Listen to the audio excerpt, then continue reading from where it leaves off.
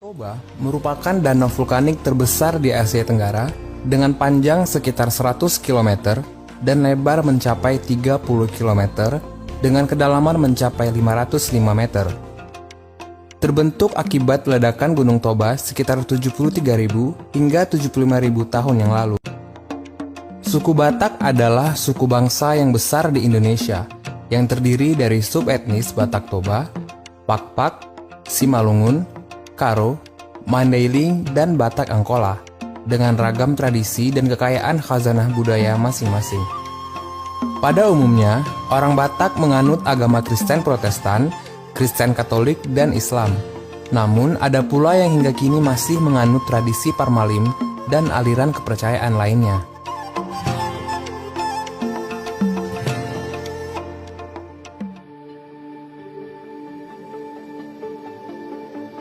Pustaha merupakan adaptasi dari kata pustaha yang berasal dari bahasa Sanskerta. Kesamaan itu memunculkan pendapat K.F. Hole dan Hakern yang menyatakan bahwa aksara Batak berasal dari India Selatan, lalu menjadi Palawa, lalu menjadi aksara Kawi Sumatera, dan akhirnya menjadi aksara Batak. Sedangkan Engelbertus E.W. Schroeder mengemukakan teori lain yang menghubungkan aksara Batak dengan aksara Polynesia atau cuneiform. Aksara Batak yang tercantum dalam Pustaha Laklak menjadi bukti bahwa suku Batak tidak terbelakang. Secara umum, Pustaha Laklak adalah benda tersurat dengan format seperti akordeon yang ditulis pada kulit kayu, bambu, tulang, atau tanduk kerbau. Laklak adalah manuskrip berisi tradisi masa lalu yang merefleksikan gambaran peradaban suku bangsa Batak yang mengandung nilai tradisional, sastra klasik, dan lain sebagainya. Manuskrip Laklak merupakan buku atau teks yang berisi tentang hal-hal bersifat rahasia. Pada umumnya memuat tentang ritual, simbol-simbol, mitos, pengobatan atau dalam bahasa Batak haubatan, penanggalan hari baik dan hari tidak baik atau dalam bahasa Batak disebut parhalaan, porsili, atau lain sebagainya yang dibuat oleh seorang dukun atau datuk.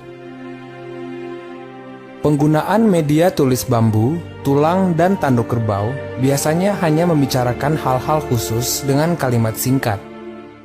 Bambu berisi parhalaan atau hari-hari baik, tulang berisi rajah azimat, sedangkan media untuk menyimpan ilmu pengetahuan. Para datu lazimnya menggunakan media kulit kayu yang dilipat-lipat agar dapat memuat banyak tulisan.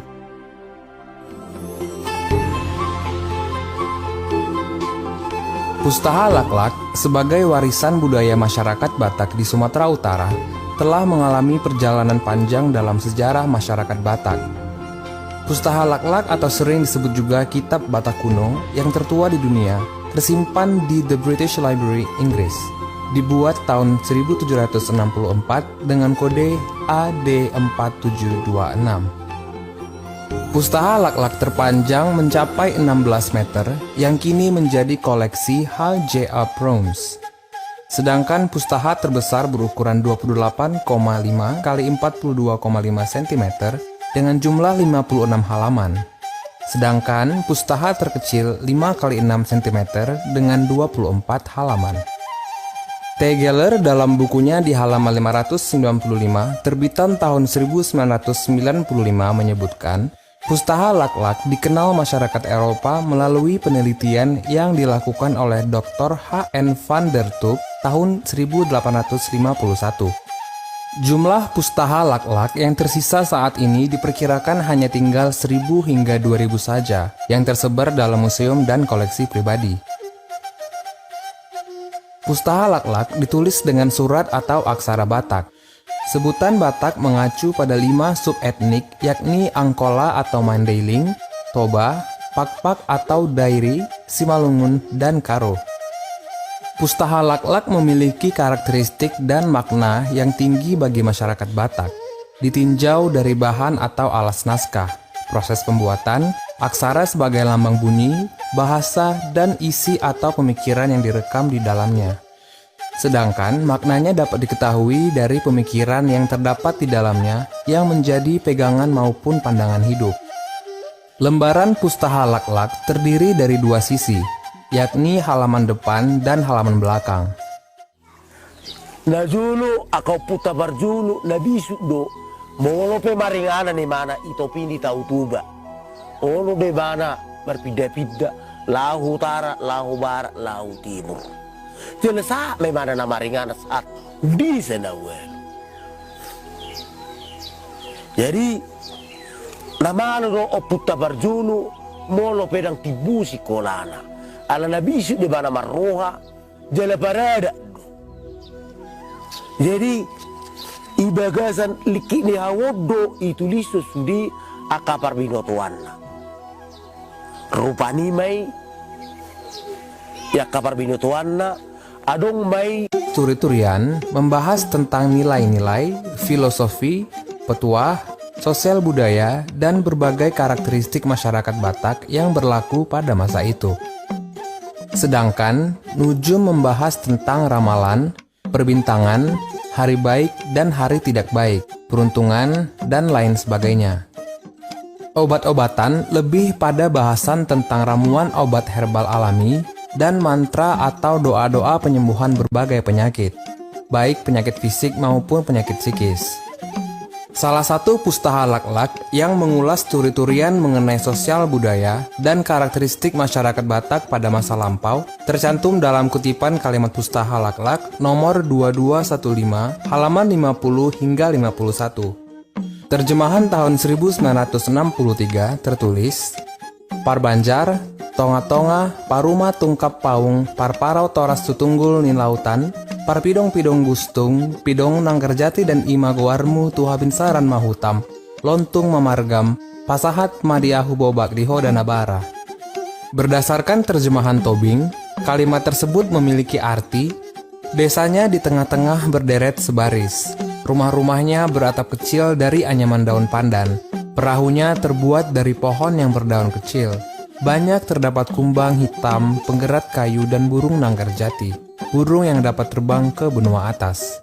Sedangkan Pustaha Lak-Lak yang mengulas tentang nujum khusus ramalan peruntungan, termaktub dalam cerita tentang keberadaan Boru Sanyang Naga, yang dianggap sebagai dewa air yang memiliki kemampuan menenangkan air Danau Toba dan pusaran air. Masyarakat Batak pada masa lalu percaya bahwa Boru Sanyang adalah penguasa yang berperan dalam membantu nelayan mendapatkan hasil tangkapan ikan di wilayah Danau Toba. Keyakinan itu termaktub dalam Pustaha Lak-Lak nomor 2215 halaman 118 yang menyebutkan, Hujau hutanggo, hu pangalu-alui, sahala nida ompung, Boru Sanyang Naga, Sanyang Naga Tunggal, Sanyang Naga Dijai, Sanyang Naga Dijulu, Protinting narumiris, Parsanggul nalumobi parbunga-bunga nasa tutup niodap, Naga yang merjulak gowarni mualmu, si raja membakumbak gowarni umbakmi, si raja mempas-ompas gowarni pasirmi. Si Boru menak-enak di bagasan aekmi, hamu pangobatan arian, pangapalan bodari, tangkas hamu marruma gorga, parsopo naim baruran jala parruma ijuk, namian di tonga-tonga ni lautan. Tobing dalam terjemahannya menyebutkan, Boru Sanyang Naga yang dianggap sebagai penguasa air, hidup di sumber-sumber mata air, di sungai, di Danau Toba, dan di laut.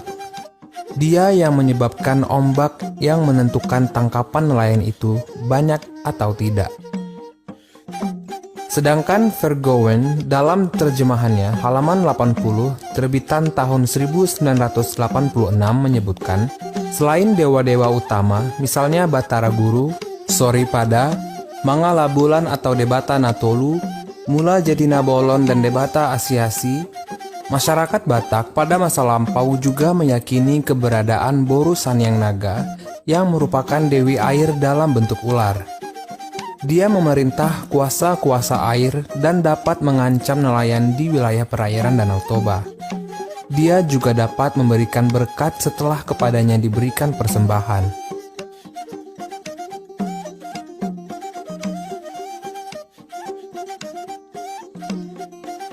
Sedangkan Pustaha Lak-Lak yang mengulas tentang mantra dan doa-doa dapat ditemui pada ulasan botean atau tiang tempat tambatan perahu.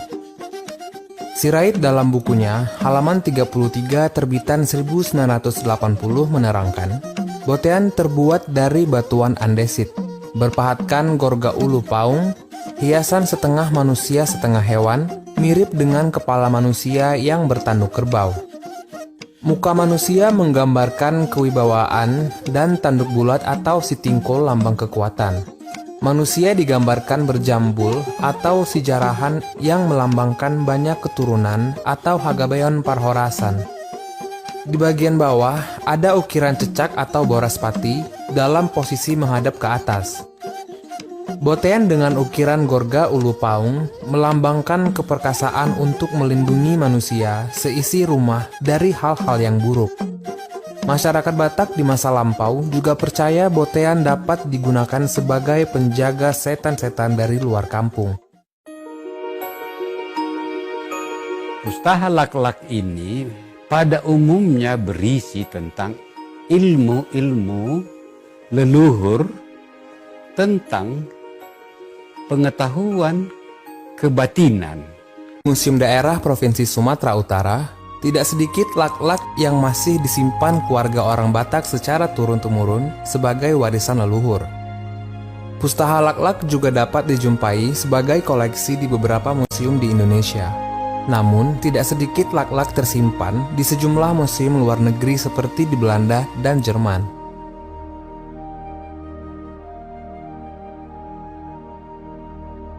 Proses pembuatan pustaha lak-lak diawali dari penyiapan bahan baku kulit kayu alim atau gaharu, dalam bahasa Latin Aquilaria atau kulit kayu terep, sejenis pohon sukun dengan nama bahasa Latin Artocarpus altilis yang termasuk dalam famili Moraceae.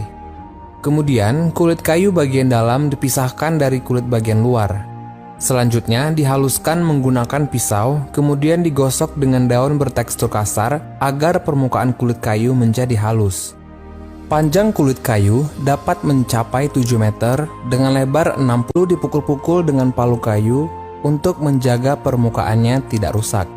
Sisi kulit kayu yang telah dipotong rapi siap untuk ditulis aksara Batak. Alat tulis untuk menoreh kulit kayu disebut kalam. Pengganti pena dari bahan lidi pohon anau atau dalam bahasa Latin disebut arenga pinnata. Sedang tintanya disebut mangsi yang terbuat dari campuran jelaga, air kulit jeruk, dan air tebu merah. Sebagian pustaha lak-lak juga ditulis menggunakan tinta dari cairan lelehan bakaran ranting pohon jeruk.